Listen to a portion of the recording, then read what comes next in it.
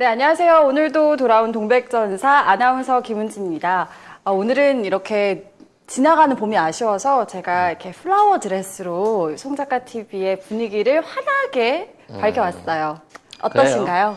이제 젊은 어리 김하나만 계속 화사하고 네. 환해지시기 바라겠습니다. 제 양복 색깔을 바꾸실 생각이 없으세요? 좀 봄에 여름이잖아요, 이제.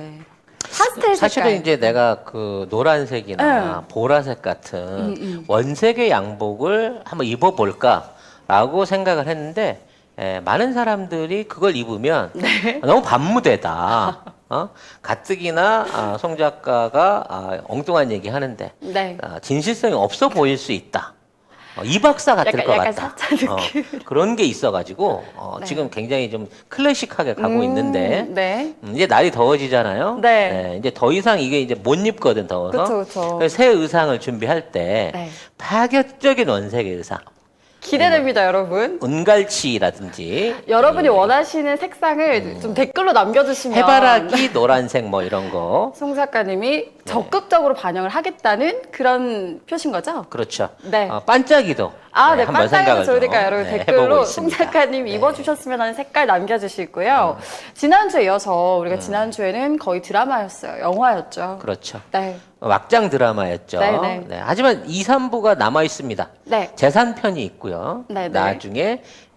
나중에는 이제 목숨이 왔다 갔다 하는 혈투편이 있기 때문에 네. 조선판 펜트하우스 시즌 3까지 준비되어 있다라는 점을 맞아요. 여러분들이 기대해 주시면 되겠습니다. 근데 오늘은 좀 네. 정치적 얘기를 좀 해야 될 것 같아요. 오늘은 지난주에는 좀 막장 드라마처럼 보는 재미가 있었다면 오늘은 정말 대한민국 국민으로서 화가 날 수밖에 없는 그런 상황들이 계속 벌어질 텐데요.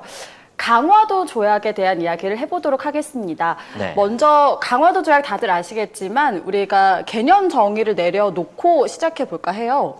근데 강화도 조약이 이루어진 거는 이제 고종이 친정을 시작하고 나서 한 3년 정도 지나고 이제 이게 시작이 되거든요. 아버지 때 같은 경우에는 신미양요나 병인양요, 대원군이 있을 때는 이제 이런 양요들을 만났습니다만 이걸 이제 쉽게 물리쳐냈어요. 쉽게는 아니고 운이 좋았지.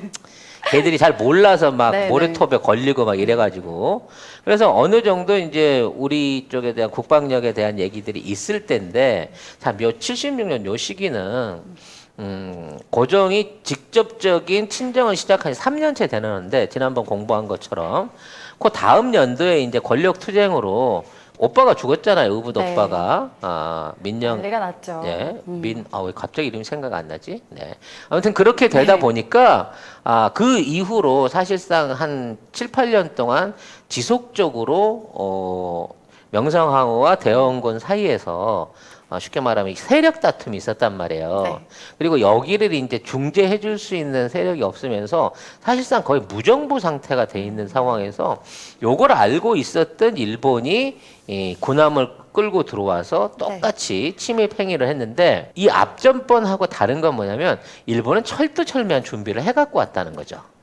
그래서 결과적으로는 이제 우리가 졌고 네. 대항을 할 수밖에 없었고 그로 인해서 1876년 2월에 일본 제국과 조선 간에 국가 대 국가로서의 처음에 외교적인 조약이 맺어지게 됩니다. 이게 이제 네. 근대화된 첫 번째 조선의 조약이었는데 너무 뭘 몰랐지. 그렇죠. 조선 경우에는 근대 조약에 대한 개념이 그렇죠. 많이 없었던 것 같아요. 아예 없었고 이런 이제 외교적인 조약의 결과라든지 또 이게 나중에 어떠한 영향을 미칠 건지 그 안에 있는 구문들에 대한 해석이 이게 굉장히 말하자면 당시로서는 경험이 없었던 거예요. 네. 그리고 이제 그 조약에 참석했던 사람들도 누구를 참석시킬까를 놓고 조선에서 논쟁이 많았단 말이지. 네. 그러니까 이제 예를 들어 대원군 쪽 사람이 나왔을 때하고 고종 쪽 사람이 나왔을 때 완전히 회담이 달라질 수 있었는데 네. 매우 애매한 인사가 나온 거예요. 중립에 있는 사람. 중립에 있는 사람이 나왔기 때문에 중립이기 때문에 더 비전문가였고. 이렇게 어떠한 이 국가적 입장을 대변하지 못했겠네요. 그런 부분에 있어서의 실무가 좀 부족한 사람을 내세웠기 때문에 결과적으로 말도 안 되는 불평등 조약을 맺어버리게 된 거고, 이 조약이 서명됨으로 인해서 그 다음번부터 조선하고 교류를 맺게 되는 다른 국가들이 조선을 만만하게 보게 돼버리는 아이고 슬프다. 그런 네. 상황을 만들게 됐다라는 문제를 안고 있습니다. 일본 같은 경우에는 뭐 외세기도 하지만 일단은 우리나라가 그 당시에는 세국 정책을 취하고 있었잖아요. 그럼에도 불구하고 일본은 우리나라의 문을 열었단 말이에요. 그러면 그 전에 일본에서는 치밀한 사전 공작과 계획과 단계별로 수립을 해놨을 것 같아요. 원래 일본이 좀 약간 그렇잖아요. 임진왜란 전에도 그렇고. 일단은 종특이. 이제 이 종특이 이미 임진왜란 때부터 우리나라 거쳐갖고 대륙으로 진출하는 게 얘네들의 그냥 수건 과제잖아요. 그쵸. 그런 과제를 안고 있었는데 임진왜란 때 실패했단 말이야. 네. 그래서 이제 그 실패의 원인을 자기들 나름대로 분석을 하는 거지. 그쵸. 그래서 애초부터 무력으로 해갖고 들어가려고 해서는 안 됐었다. 그리고 지금 있는 현대 사회에서 일본의 단독의 힘만 갖고 조선과 청나라를 완전히 잡아먹기는 힘들다라고 하는 부분은 이미 알고 있었어요. 그리고 이러한 그 강화도 조약이 있기 이전에 불과 8년 전에 네. 메이지 유신이 만들어집니다. 일본에서는. 그래서 이제 국가 체제 자체가 완전히 변화하게 되죠. 네. 그동안 일본을 장악한, 나중에 일본 편은 따로 메이지 유신과 관련해서 공부를 따로 하겠습니다만, 근데 메이지 유신을 통해서 일종의 이제 입헌 군주제가 만들어지기 네. 시작하면서 정치 체계가 서구적으로 다 바뀐 거예요. 동아시아에서는 제일 처음 있는 제일 먼저 빠르게 바뀐 거죠. 변화를 만든 거죠. 그래서 이제 국가 체제를 완전히 바꿔놓고 국가의 여러 가지 외교라든지 뭐 그다음에 뭐 호칭이라든지 네. 이 관례 이런 것들을 이제 이름부터 시작해갖고 역할들을 다 바꾼 거야. 그래서 사실은 근대적인 국가가 돼 있는 일본하고 네. 세국 정책을 쓰고 있는 조선이 처음에 이제 비공식적으로 먼저 만나게 된 거죠. 네. 그래서 이런 그 강화도 조약이 있기 이 3년 전에 먼저 이제 부산포에 들어와 갖고 정식적인 외교 조약을 요구를 합니다. 네. 그러니까 그때는 이제 원래 일본하고 외국하고의 관계가 있었기 때문에 부산 쪽에 일본 애들이 장사할 수 있었던 임진왜란 이후에 네. 유화책으로 풀어줬었던 외관이 있었어요. 걔네들 일종의 대사관이지. 외관이 있었는데 이쪽에 와가지고 새롭게 바뀐 일본하고 조선하고 거래를 합시다 하는 일종의 이제 거래 제안을 3년 전에 미리 해요. 근데 대원군이 그때는 집정하고 있을 때잖아. 딱 받아봤는데 일단 문서가 틀려진 거지. 옛날 같으면 이렇게 두루마기로 말아가지고 드라마에 나오는 상소문과 같은 그렇지 약간 그런 류로 해갖고 와야 되거든. 그러니까 한국 양식으로 해와야 되는데 네. 이것들이 나라가 바뀌었다고 네. 일본 양식으로 해온 거야. 근데 조선 입장에서는 청나라한테는 사대를 하지만 그 이외의 민족들은 오랑캐라고 생각을 해서 이제 나라를 운영한 입장에서 굉장히 얘네 봐라 예의를 안 지키네 그렇지. 이렇게 생각했을 것 같아요. 아니 이것들이 미리 허락도 안 네. 받고 지들 마음대로 직제랑 이름이랑 다 바꿔놓고 갑자기 새롭게 무슨 외교를 열자 그래? 지금 뭐 미국이나 프랑스하고도 안 여는데 내가 니들하고 열 이유가 뭐 있어 그러고 개무시를 해버리는 거죠. 세국 정책 상황이었기 때문에. 네. 이렇게 되다 보니까 그래? 근데 신미하며 병인양료 하는 거 봤는데 저 서양 애들이 한국 전무 모르네. 지리도 모르고 뭔가 잘 모르네. 이 정도 충분한 화력의 차이면 우리도 충분히 얘네들 개항시킬 수 있겠다라고 생각을 한 거야. 왜? 자기네들이 페리 제독한테 당해갖고 네. 개항을 하고 메이지 유신한 게 얼마 안 됐거든. 그러니까 거기서 배운 대로 한국에 가서 써먹어야겠다라고 작전을 세운 거죠. 똑같이 한 똑같이 거네요. 한 거죠. 그래서 강화도 제약 1년 전에 네. 운요 사건이라고 이제 운요호라고 하는 군함을 보내요. 네. 그래서 처음에 운요를 부산으로 보냅니다. 부산으로 들어왔는데 군함이기 때문에 안 받아준 거죠. 그러니까 우리는 교역하러 온 거 아니고 측량하러 왔어.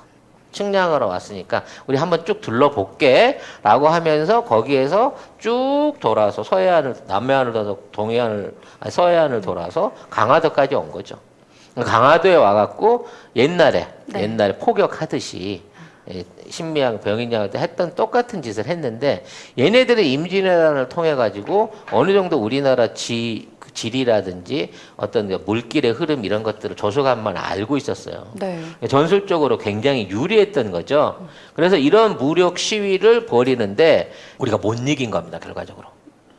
일본 애들은 우리의 어떤 화력이라든지 포사거리라든지 그다음에 조수간만에 관련된 거 이런 것들을 다 알고 있었기 때문에 우리가 도저히 닿을 수 없는 사정거리 밖에서 포를 쏘고 시위를 하고 이런 방식으로 군함을 몰고 와서 협박을 한 거죠. 그때 당시에 그럼 조선에는 근대화된 군함이 전혀 없었던 전혀 없었죠. 거죠? 얘네들 상대를 군함은 할 수가 없는 상황이었겠네요. 영국에서 수입해온 군함이고 기선이에요. 엔진을 통해 가지고 네. 그 증기 엔진을 통해 갖고 추진을 하는 기선이었기 때문에 속도로 보나 뭐 이런 뭐 근데 되게 영향을 놀랐을 보나. 것 같은데요. 이렇게 조선이랑 일본이랑 뭐 청나라는 다 같은 이제 예전부터 교역을 해왔기 때문에 갑자기 일본이 저런 배를 끌고 나타나니까 굉장히 놀랐을 것 같아요. 우리보다 한참 발전해야 된다는 나라라고 생각했는데 갑자기 이런 함포를 들고 오니까 그렇죠. 놀랐을 것 같아요. 그리고 함포의 어떤 성능이 네.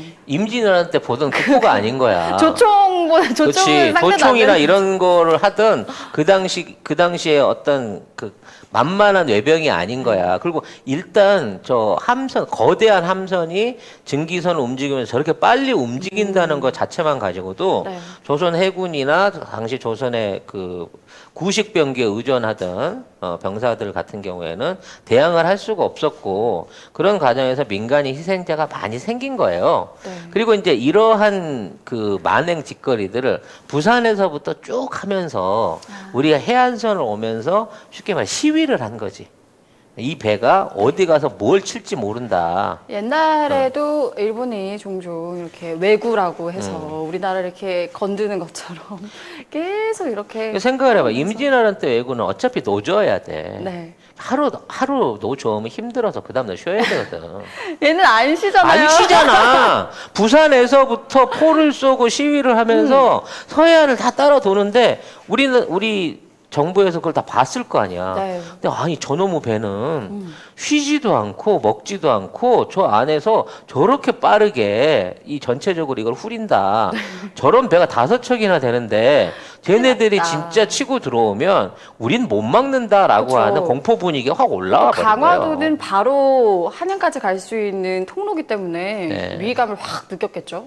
그래서 이런 강화도에 상륙을 하고 강화도에 있는 주요 기관들을 전부 다 점령을 하는 걸 보고 어쩔 수 없이 네, 그래도 양념보단 낫겠지라는 차원에서 일단 그게 실수였던 것 얘기는 같아요. 해보자 네, 라고 이렇게 그랬을 된 것 거죠. 그래서 이제 조약을 맺게 되는 거죠. 그렇죠. 네. 그래서 이제 얘네들이 끊임없이 부산에서부터 모리야마 시게루라고 하는 이게 통역관을 네. 통해 가지고 계속 지속적으로 메시지를 내요.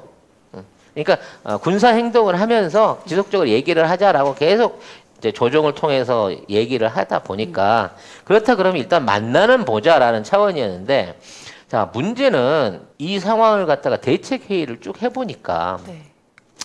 누구도 이러한 류의 어떤 회담을 해본 적이 없는 거예요. 그렇죠. 그래서 그 대책 회의를 하던 중에 이제 신원이라고 하는 사람을 정권 대사로 하고 윤자승이라고 하는 사람을 부관으로 해갖고 교섭으로 내보내요. 네. 근데 이거를 보낼 때 이제 이 사람을 임명해준 사람이 네. 박규수야. 아, 지난번 평양. 얘기했던 박지원의 후손인데 실제로 이제 처음에 그 신미양력 때 들어왔던 네, 제너럴 미군 소모 사건 때. 제네럴 네, 소면을 평양 대사- 불태워 버렸던 네, 그래서 이제 고종의 총애를 받았던 그 사람인데 이 사람이 고종의 편에서 신원을 내보냅니다. 그리고 이제 신원이 네. 그리고 이제 박 교수가 얘기를 해도 될 것 같습니다. 일본 네. 정도라고 네, 하면 라고 얘기를 해서 자기 측에서 이 사람 내보냈는데 교섭이 진행되는 동안에 죽어버려요. 박 교수가. 아이고. 그렇게 되다 보니까 네. 리더가 리더가 없어진 거지. 이게 TF팀의 아이고. 팀장이 없어져 버린 거야. 뭐가 안 되려고 하면 이렇게 다 안 돼요. 진짜. 그리고 이제 신원이라는 사람 자체도 전문 공무원이 아니라 약간 그 국방과학원장 비슷한 거야. 연구원 하시고. 연구원이고 실제 실제 무장이었고. 무대는 무당. 무인. 점을. 점이 아니고 무인이었기 때문에 이런 그 문과가 아니잖아. 무당이 아니라 무인. 무술을 사용하시는. 제가 잘못 알아들었을 무과 수도 출신 있는데. 쪽 그 공무원이었기 때문에 이런 외교나 행정 관련돼서는 전혀 모르는 거야. 전술은 뭐 잘 알고 무력 네. 항쟁은 잘 아시겠지만. 그래서 이제 무력으로 해갖고 니들이 계속 이런 식으로 침입하면 조선은 뭐 결사항전하겠다라고 이제 버텨요. 네. 그러면 이제 얘가 무인이니까 안 거지 일본 애들이. 그렇게 생각된다고 치면 요거만 해주시면 절대 침략 안 하겠습니다. 머리를 썼네요. 라고 하면서 우리 또 외교 문서 복잡하잖아. 애매모호한 문구로 해갖고 조약들을 하나하나씩 설명을 해갑니다. 근데 이제 신은 이걸 판단할 능력이 없잖아요. 잠깐만 기다려요. 우리 저기 임금님한테 물어볼게. 네. 그 조항마다 강화도에서 파발을 보내갖고 계속 왕한테 물어보는 거야. 또 왕은 아나? 그리고 또 그 안에서 조정 안에서 이걸 갖다가 누가 책임지고 처리해 줄 사람이 있나? 박 교수가 죽었는데? 없죠. 이렇게 되다 보니까 그냥 알게 모르게 불평등 조약을 어느 틈엔가 맺어버리는 상황이 생겨버린 거죠. 맞아요. 이 강화도 조약의 대표적인 불평등 조약인데 우리 국사 시간에 그렇게 주입식 교육으로 들었던. 근데 뭐가 불평등한지 잘 모르죠. 알죠, 저는. 그래요? 네. 일단은 어떻게 불평등한 조약인지 좀 자세히 알아볼까 해요. 네. 제가 알기로는 좋은 말을 쓰는 것처럼 조선을 구슬리면서 그 안을 보면 이권을 다 가져가고 또 자신들의 지배할 수 있는 기반을 만들었던 게 강화도 조약인 것 같거든요. 일단 이제 얘네가 들고 나온 게 니네는 청나라의 속국이 아니다. 그러니까 얼마나 듣기는 좋아요. 그러니까. 얼마나 그러니까 듣기 좋아. 니네는 자주적인 외교 관계를 맺을 권한이 있어. 그러니까 니네가 독립적으로 이 권한을 가지고 우리랑 외교를 맺는 거기 때문에 다른 나라들에 대해서 영향을 받거나 걔들한테 허락을 받거나 교류할 이유가 아무것도 없는 거야라고 하면서 쉽게 말해서 조선은 청나라하고 전혀 무관한 속국이나 형제국이나 관계국이 아니라 독립된 국가로서의 지위를 가지고 그걸로 우리랑 1대1로 교류를 맺은 거다라고 하는 첫 번째 조항을 만들어요. 이걸 평등집권이라고 합니다. 네. 듣기에는 굉장히 좋아 보이지만 조선이라는 나라는 청나라와 계속 교역과 어떻게 보면 동맹 관계잖아요. 그렇죠. 지금으로 치면. 지금으로 말하면 네. 한미 동맹 같은 그쵸, 건데 그쵸. 이거를 조청 동맹을 끊어버린 거야. 그러니까 얘네들이 똑똑한 것 같아요. 나중에 조선을 지배하기 위해서 제일 먼저 내건 조항, 청나라 간섭을 배제시키는 그렇죠. 그런 것 같아요. 근데 그거를 이제 하기 위해서 단순하게 그냥 이 조항을 매긴 게 아니고 이미 청나라하고 미리 만납니다. 조약을 하기 전에. 사전에 치밀하게 준비. 사전에 치밀하게 준비를 해갖고 그 당시에 청나라를 좌지우지하던 사람이 서태후하고 이홍장이라고 하는 네. 이제 장군이 있었어요. 이홍장을 만나가지고 앞으로 우리가 조선이랑 개화를 해갖고 관계를 맺을 건데 니네 여기에 관여할 거야 안 할 거야? 그러니까 이홍장이 안 할 거야. 우리도 정신없이 바쁘고 조선하고 니네하고 어떤 형태의 조약을 맺는지 관심 없으니까 우리 관여 안 할 거야라고 안 할 거지라고 했고 약속을 받고 난 다음에 이걸 쑥 집어넣은 거죠. 이거 한 방으로 해서 서태후 사실 나오네. 합법적으로 청나라가 일본의 내정 간섭, 한국에 대한 내정 간섭에 대해서 관여할 수 없다라고 하는 그 조항을 취득해 내버림으로 인해서 네. 사실상 청나라의 외교적인 지원을 전부 다 끊어버렸다는 데서 이게 이제 첫 번째 의미가 있는 거죠. 네. 그럼 이제 무슨 일이 발생하더라도 옛날처럼 이렇게 그렇죠. 옛날 황제한테 가서 황제한테 빌면 막 원군 보내줘. 네, 물론 네. 그럴 능력도 없었지만 네, 네. 하여튼 그와 같은 형태의 조약이 떨어지게 되면서 진짜 쉽게 말해서 완전한 고립이 돼버린 거죠. 근데 이 사실을 몰랐을 것 같아요. 그 당시의 대신들은 우리는 원래 자주국이지 이렇게 생각하면서 그렇죠. 네. 그래서 뭐 이러한 부분에 대한 진행을 하면서 우리가 무작정 한 건 아니었어요. 네. 시간을 최대한 질질 끌었어. 알아봐야 돼요. 알아봐야 되니까. 그래서 이제 이런 조약이 만들어지게 되는데 협상 과정이 굉장히 길었습니다.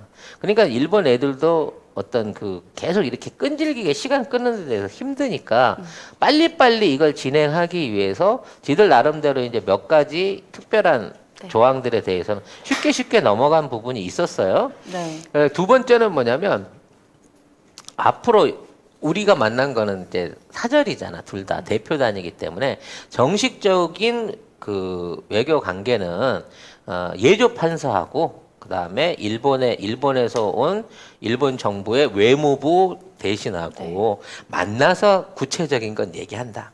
그러니까 외교적으로 중요한 건 우리끼리 얘기하지 말자. 우리 어차피 비전 문제하고 너 말도 못 알아들으니까 일본에서 외무부 담당자가 니네 예조 판사하고 나머지 구체적인 건 할 거야. 네. 대신에 이 사람이 와서 하는 동안에는 얼마든지 일을 볼 수 있게끔 배려를 해줘야 된다라는 조항을 넣어요. 네. 결국 이것 때문에 일본의 외무부 대신이 와서 우리나라랑 교섭한다고 하면 안 돌아갑니다.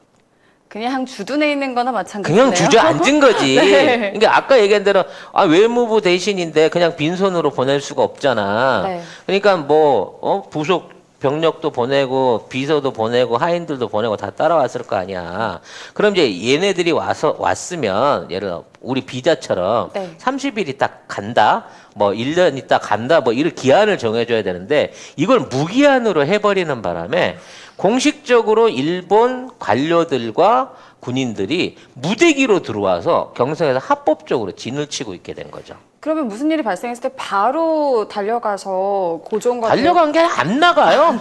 나중에 끝까지 안 나갑니다. 계속 뭔가를 압박할 것 같아요. 압박하면서 압박하는 뭔가를 거죠. 바꿔야 된다 그러면서 네. 부속 조약해야 됩니다. 네. 그래서 여기 관련된 거 뭐 소규모 뭐 해야 됩니다. 별의별 핑계를 대면서 합법적으로 말하자면 간섭하는 거죠. 간섭할 수 있는 인력들과 병력이 들어올 수 있는 빌미를 줘버리는 거죠. 네. 아, 진짜 조항 하나하나 다 너무 불평등하네요. 네. 그리고 이제 그 다음에 여기에 관련돼서 산문이 뭐냐면 문서를 써요. 네. 문서를 쓰는데 쉽게 말해서 조선은 조선말 쓰고 일본은 일본말 쓴다. 아, 각국의 언어로. 각국의 언어로 네. 쓰고 그래서 이제 거기에다가 해설문을 하나 붙여가지고 네. 이걸로 말하자면 진행을 한다 이거야.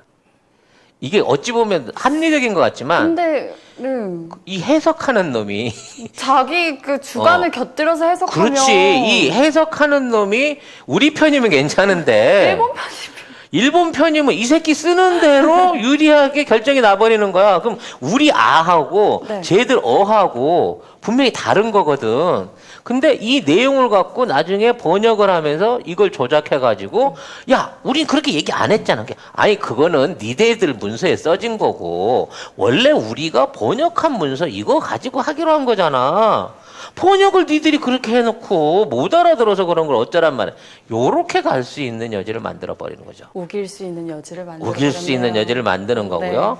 결과적으로 나중에 여기서 그 종사하는 여관 애들이 네. 다 돈 받고 일본 뇌물 받고 일본 원하는 대로 번역을 해줘 버리는 거죠. 아휴, 네. 다음 또 불평등 조약이 있을까요? 네. 그 다음은 이제 초량진, 이게 부산이죠. 부산 초량진에다가 자유무역지대. 그러니까 일본 애들이 노비자로 들어올 수 있는 자유통행이 가능한 특구를 만들어 줍니다. 아, 그리고 외교 경제 특구 거의 다 그렇죠. 외교 경제 특구를 만들어 줘 부산에다가 그거 잘 쓰던 데니까. 근데 부산만 갖고는 부족하다는 거야. 왜 네. 서울하고 너무 머니까.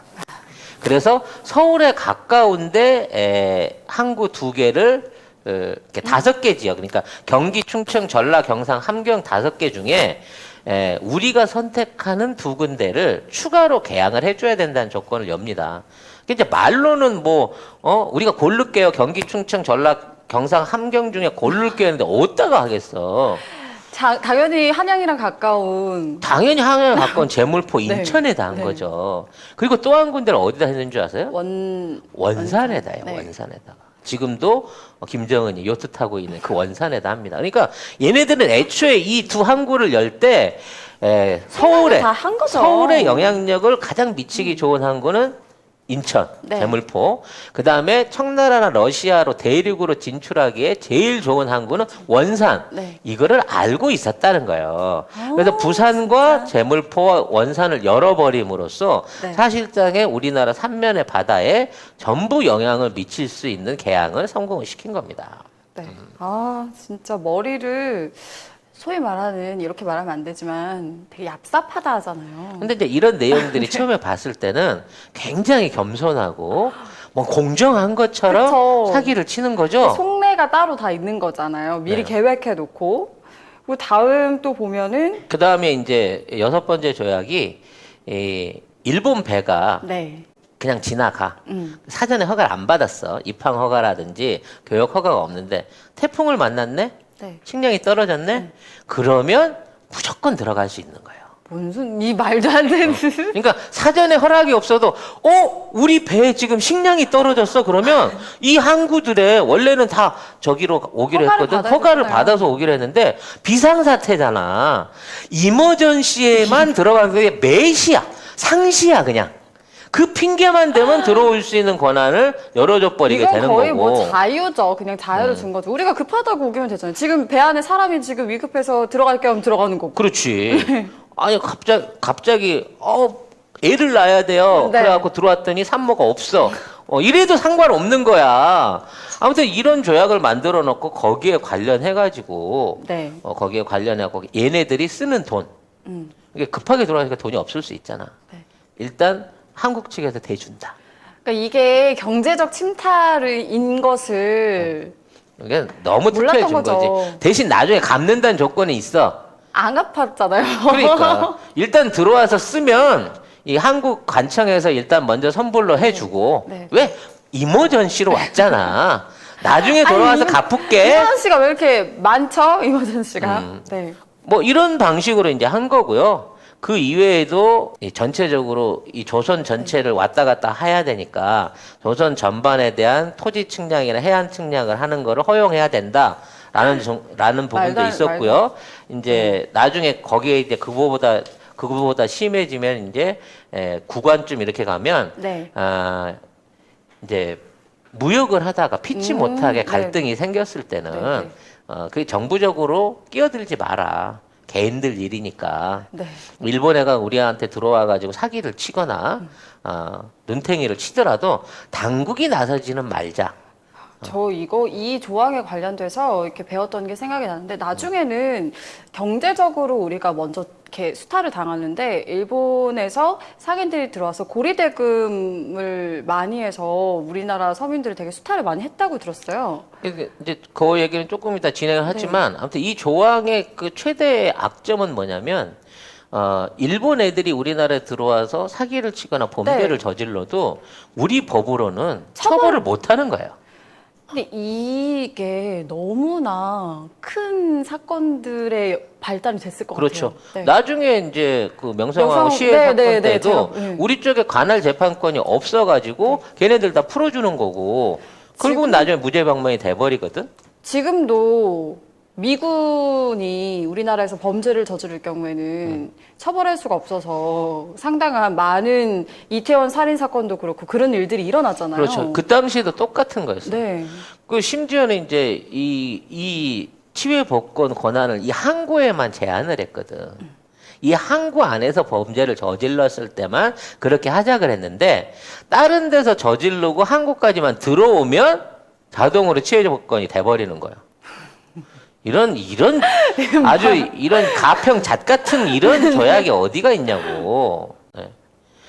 진짜. 그래서 네. 이러한 부분에 대한 조약을 맺고 당일부터 공포하는 걸로 이걸 정리를 해버립니다. 근데 당일 공포하는 것도 원래 공포하기 전에 일정 기간 알리는 기간이 또 따로 있잖아요. 근데 당일 공포를 해서 시행을 거의 바로 그렇죠. 한 거죠? 바로 시행이 됨으로써 나중에 돌릴 수도 이걸 갖고 갔는데 6개월 후에 하자 그랬어. 그럼 야, 이거 안 돼. 이거 봤더니 이거 완전 사기더만. 이 새끼 어디서 뒤통수를 치려고 하는데 자, 오늘 계약 찍었으니까 이건 오늘부터야. 라고 해버리니까 아니, 안 돼. 이거 잘못된 것 그쵸, 같은. 좀 약간- 이 도장 찍어놓고 이제 와서 왜 이래. 그럼 전쟁할까? 이렇게 돼버리는 거죠. 네. 이때부터 너무 아쉽네요. 그래도 뭔가 일정 기간 시행해보고 조율합시다가 있었으면 우리가 해보고 조금이나마 수정할 수 있었을 텐데 바로 해보고 바로 이머전시 다 들어오고 바로 그냥 한국에서 치유법권하고 이러면 그래서 너무 이제 혼돈의 이걸 왜 카오스였을 받아들였느냐를 놓고 말이 많아요. 네. 말이 많은데 일단 고종이 잘못한 거는 아버지가 쇄국을 해갖고 나라를 망쳤다라는 걸 하기 위해서 반대적인 정책을 선택할 수밖에 없는 그게 있었고 이게 이제 제일 큰 실책이죠.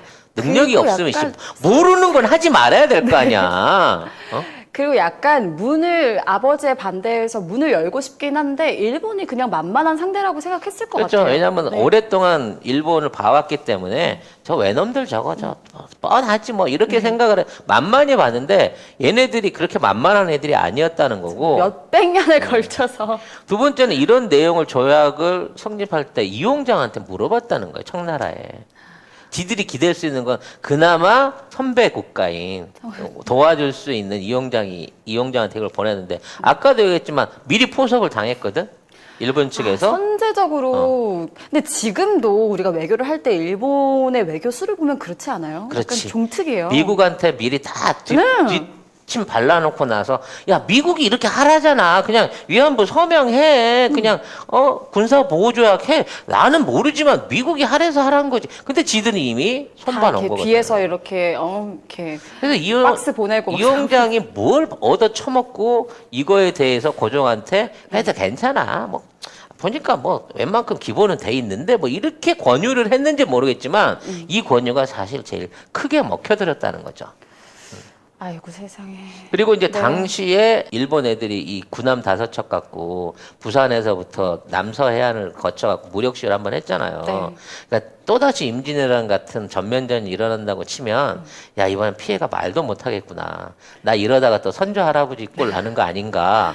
라고 겁을 좀 먹었던 부분이 있다는 거예요. 화력이 워낙 네. 차이가 나니까요. 무기들과 뭐 이제 함들이 당시 조선은 그래도 손으로 저어야 그렇지. 되는 배인데. 그리고 아까도 얘기했지만 지금 있는 상황에서 개국을 안 하고 쇄국으로 끌고 가면 대원군의 얘기가 맞았다라고 하는 거를 내부적으로 인정할 수밖에 없기 때문에 고종 입장에서는 그걸 이제 던진 거예요. 네. 아니면 또 그런 생각하지 않았을까요? 뭐 일본이 개항하고 근대화되는 걸 보면서 우리도 뭔가 문을 열어서 빨리 좀 근대화 무기를 받아들이고 좀 근대 국가로 나아가야겠다 이런 생각을 했을 수도 있을 것 같아요. 물론 뭐 그런 욕심도 있었을 네. 거예요. 본인도 그 박 교수를 비롯한 개화파들한테서 그리고 그 당시에 이제 자기가 데리고 있던 사람이 다 개화파였으니까 정책으로 받아들여지긴 했는데 너무 외교적인 프로세스를 몰랐다는 거지. 마음은 앞서나. 그렇지. 외교의 중요성을 전혀 모르는 상태에서 여기에 끼어들었다는 거고요. 아무튼 이 이후에 후속 조약을 통해 가지고 이 부록이 이제 아까 얘기한 이게 그 아까 원문에는 구체적인 게 없어. 아까 빨리 이제 끝내야 되니까. 김은지 아나운서가 얘기했던 진짜 실질적인 그 폐악 조항은 네. 슬그머니 이제 부록에서 나타나기 슬쩍 시작해요. 이렇게 껴넣기 그렇죠. 시작하는 거죠 이제. 그래서 6개월 후에 네. 보완을 위해서 아까 얘기했던 이제 일본 그 외무부 직원이 들어와서 우리나라 예조하고 얘기를 해가지고 예. 일본인들이 조선이나 아니 아까 그 항구나 이쪽 지역 안에서 자체적으로 화폐를 사용할 수 있게 해준 거예요. 이게 이 조선 안에 화폐가 있는데 그거랑 일본 화폐를 동시에 쓸 수 있도록 허가를 해줘 버린 거죠. 근데 우리 화폐는 하도 나라에서 막 당백전이니 네. 뭐니 이지라를 쳐가지고 가치가. 인플레이션이 네. 막 개판 오븐인데 일본 화폐는 튼튼하단 말이야. 그러니까 우리 전후 시대 달러 만난 거랑 똑같은 상황인 거야.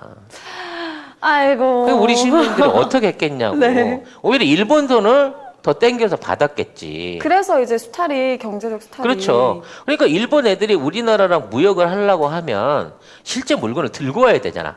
일본에서 뭐 스시는 못 들고 오지만 뭐라도 됐든지 들고 와갖고 와서 교육을 해야 우리 물건하고 바꾸는데 종이장 몇 장 돈으로 찍어와가지고 이 돈을 뿌려가지고 한국에 있는 재화들을 받아들여갖고 갖고 가는 거예요. 그럼 너무 편리해 보이겠죠, 일단. 너무 편리하지. 들고 올 필요가 없잖아. 돈만 갖고 와서 쌀이고 비단이고 뭐고 원하는 대로 사갈 수 있는 형태를 만들어버린 거야. 이것도 얼마나 당시에 경제적인 걸 모르면 이럴 수가 있냐는 거지. 아니, 어떻게 남의 나라 화폐를 우리나라에서 쓸 수 있도록 한. 그리고 거기에 더 심하게 붙여가지고 우리나라 양곡에 대한 무제한 반출을 허용해버려요. 쌀을. 그러니까 이 귀한 쌀을. 최소한 우리나라에서 쌀하고 포목만큼은 일본 애들이 못 들고 나가게 했어야 되는데 그쵸. 이게 앞으로 어떤 결과를 미칠지를 모르는 거야. 그리고 일본 애들이 돈 들고 들어와서 우리 쌀을 산다고? 그렇게 산다고 치면은 일본 돈도 생기고 그거는 뭐 청나라한테도 쓸 수도 있고 일본에 다시 갖고 가도 되고 괜찮을 것 같은데 했는데 얘들이 네. 대한민국에 있는 당시 조선에 있는 쌀을 딸딸딸 다 긁어 가버릴 줄은 생각을 못 한 거지. 의도를 간파하지 못했네. 결국 그 조선이 유일하게 생산할 수 있고 가장 큰 경제 규모를 만들어내던 게 쌀이었는데 농업이죠. 조선은 어쨌든 농업을 농업국가니까. 통해서 네. 만들어낸 쌀이 산물이기도 하고 화폐 역할도 할 수 있었고 그런 쌀을 일본이 거의 무제한대로 퍼나가면서 국내에 있는 쌀값은 천정부지로 오르고 일본 애들은 우리나라 고급 쌀 좋은 쌀들을 싸게 사다가 지네 나라에 가갖고 되팔아 가지고 큰 마진을 남길 수 있게 되면서 떼돈을 벌기 시작하는 거죠.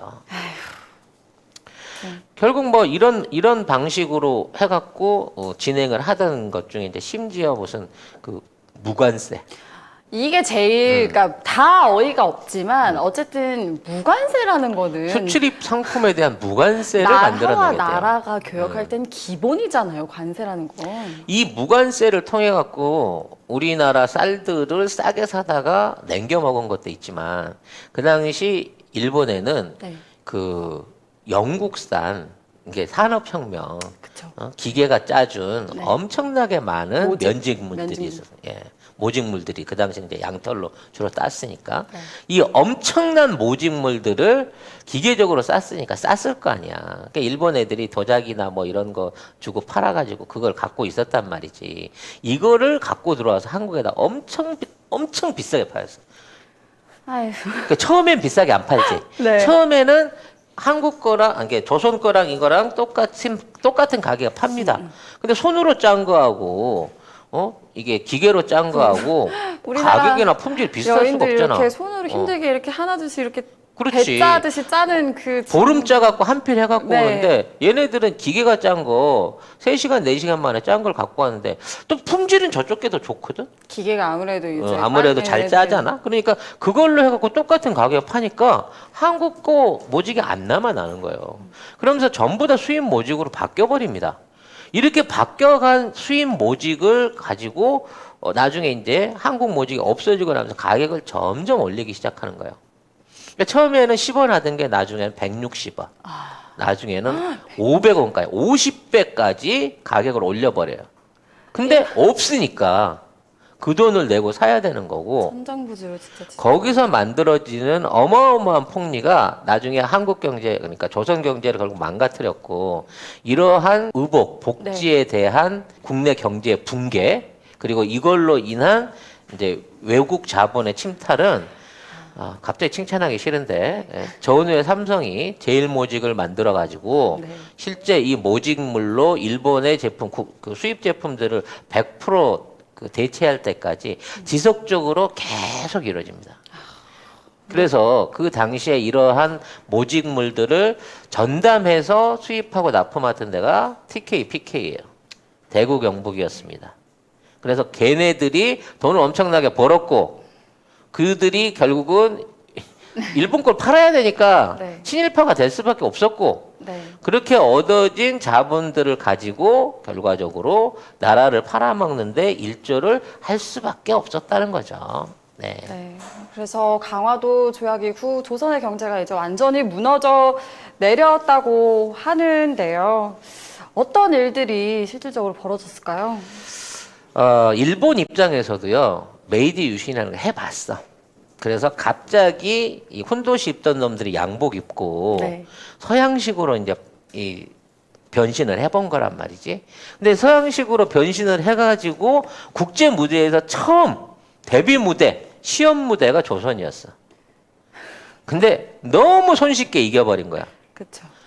진짜 사람 죽지도 않았지. 지네들 포만 쌌으니까. 군함 몇 척을 가지고 시위하는 것만으로 조약 하나를 받아내서 한국이란 나라의 경제와 주권을 사실상 빼앗다시피 해버린 거야. 대박이다.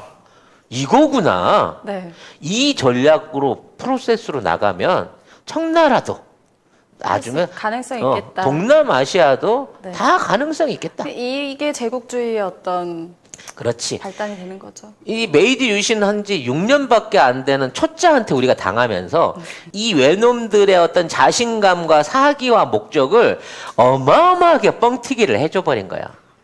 나는 할 수 있어 이렇게 내버린 거지 이제. 결국 이러한 것 때문에 네. 진짜 근본적으로 갖춰지지도 않고 도덕적으로 준비도 안 돼 있고 실제 나중에 거기에 어떤 이런 팽창을 감당할 능력도 없으면서 팽창의 팽창을 거듭하는 일본의 제국주의가 시작됩니다.